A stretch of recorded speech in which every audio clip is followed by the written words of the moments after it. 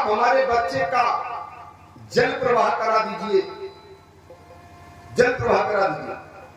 बोले नहीं, धर्म के लिए मैंने राज्य छोड़ दिया है। हमारा इस समय धर्म बनता है कि हम अपने मालिक के प्रति कर्तव्यनिष्ठ रहे, ईमानदार रहे। और अगर तुम्हें लगता है कि लाश बहानी है तो जाइए कर का टका लाइए और तब लाश बहाइए। जलाने की बात तो नहीं है, लाश बहाने की बात है, क्योंकि बच्चों की लाश जलाई नहीं जाती है। कहां से लाती बिचारी, अपनी उस आधी साड़ी में से भी आधी फाड़ दी। अब आप लोग सोच रहे होंगे कि ये क्या बात रही। आपके पास 100 साड़ियां रखी होंगी, फिर भी ये खरीदने के चक्कर में रहती हैं। और ये तारा रानी है जो चक्रवर्ती महाराज हरिश्चंद्र की अयोध्या की महारानी है, आज चौथाई साड़ी पहन के धर्म का निर्वहन कर रही है।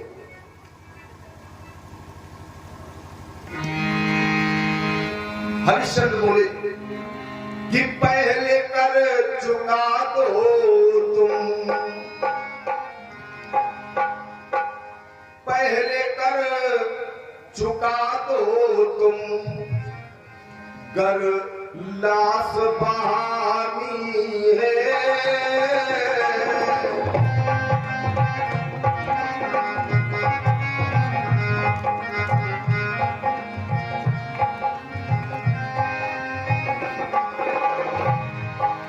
देवी इस मरघट की, देवी इस मरघट की ये रीत पुरानी है।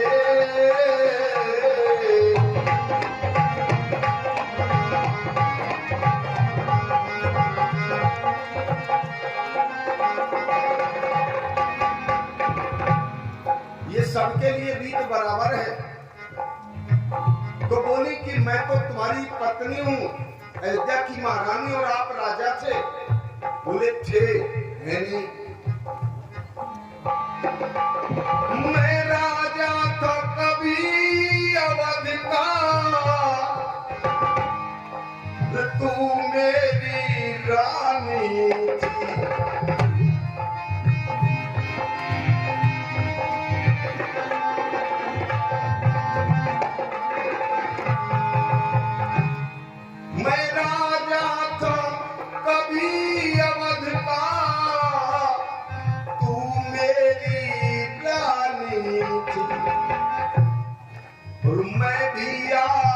बेबस हूँ, मैं भी आज बेबस हूँ, कौन राजा कौन रानी है।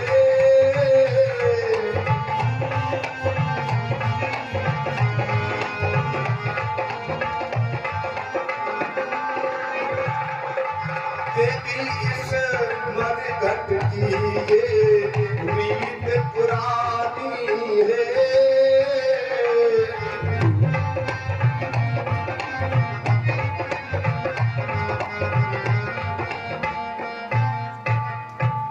हरिश्चंद्र कहा, देवी कर्तव्य के प्रति कोई वार्ता नहीं करूंगा, धर्म नहीं छोड़ूंगा, प्राण छोड़ दूंगा। रो रही है बैठी देवी, जब कर का टका नहीं तो कैसे बहाने। उसी समय विश्वामित्र आते हैं और पूरे गांव को इकट्ठा कर देते हैं। अरे ये डायन है, इसने अपने पुत्र को मार डाला है। सब मारने दौड़े तारा को। तारा का एक नाम शैव्या भी है, ये राजा शिवी की कन्या है। तब भगवान प्रकट होते हैं और भगवान ने विश्वामित्र को श्राप दे दिया, हम ऐसा कोई काम ना करें जिससे भगवान हमें श्राप दे दे। इतना तपस्वी महात्मा विश्वामित्र, भगवान ने श्राप दे दिया। अरे विश्वामित्र, तू कैसा ब्राह्मण है, कैसा तपस्वी है, तूने एक धर्मनिष्ठ राजा को दुख दिया है, तो यहाँ तक कि इस नारी को वेदना दे रहा है। जब मैं तुझे श्राप देता हूं कि तू जितने भी यज्ञ करेगा, तेरा एक भी यज्ञ पूर्ण नहीं होगा और तुझे उसका कोई फल नहीं मिलेगा। जा, कहानी खत्म कर दी भगवान ने विश्वामित्र की। यज्ञ करोगे तो फल नहीं मिलेगा, तपस्या का कोई फल नहीं मिलेगा, आप घूमो कमंडल टांगे। रोने लगे विश्वामित्र, अरे बोले प्रभु हमारा तो जीवन नरक हो जाएगा। बोले तुमने भी इनका कर दिया है। बहुत निवेदन किया, तब भगवान ने एक वार्ता की कि जाओ, तुम ज्यादा क्षमा याचना कर रहे हो तो जाओ, तुम जितने भी यज्ञ करोगे एक भी यज्ञ पूर्ण नहीं होगा, मैंने ये श्राप दिया है। हाँ, अगर पूर्ण करना चाहो और उसका फल प्राप्त करना चाहो तो इस सूर्यवंश के राजा को तुमने दुख दिया है। तुम्हारे यज्ञ की रक्षा जब जब कोई सूर्यवंश का राजकुमार करेगा तभी तुम्हारा यज्ञ पूर्ण होगा, नहीं तो नहीं होगा। इसीलिए राम लक्ष्मण को मांगने गए हैं, अनुज समेत देव रघुनाथा। कथानक कहीं कहीं फंसा रहता है, बस हल करने वाले चाहिए होते हैं जी।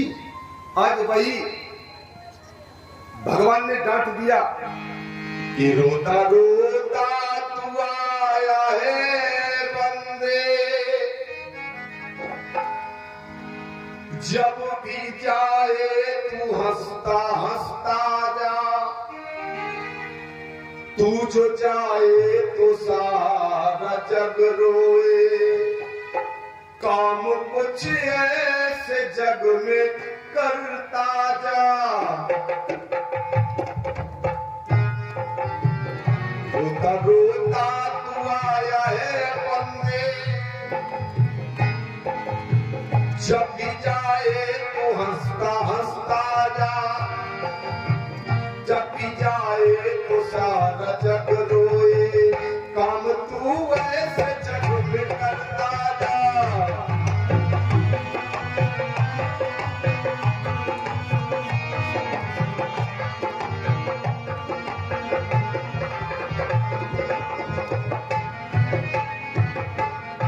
अरे हम जीवन में अपने जीवन को जी रहे हैं, ऐसा हम कोई काम ना करें जिससे किसी के हृदय को पीड़ा हो। कितनी उम्र ही है और इसमें भी हम ऐसे कार्य करें तो लोग थूकेंगे हम पे कि अरे राम क्या किया है। हम अपने जीवन में जब हम इस समाज से जाएं, इस संसार से जाएं तो लोग हमारे लिए रोएं, हम कुछ ऐसा करके जाएं और हम कुछ ऐसा कर जाए कि लोग गालियां दें मुझे कि ठीक राम मर गया, बहुत बढ़िया, हटाओ उसको इधर से। ऐसा कोई काम नहीं कर। जब हम इधर से जाएं तो लोग हमारे लिए रोए, ऐसा कुछ करें। इसलिए हे विश्वामित्र, जिसको नहीं है बोध तो गुरु ज्ञान क्या करे। इसको ज्ञान नहीं है तो चाहे 20 गुरु बना ले। निज रूप को जाना नहीं पुराण क्या करे,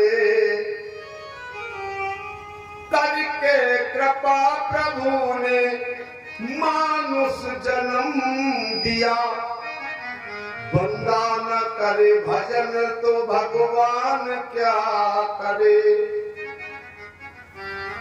भजन के लिए है, अब नहीं कर रहे हो तो इसमें भगवान क्या करेगा। और विश्वामित्र को तो शाप दे दिया और राजा हरिश्चंद्र को आशीर्वाद दे दिया। तो राजा हरिश्चंद्र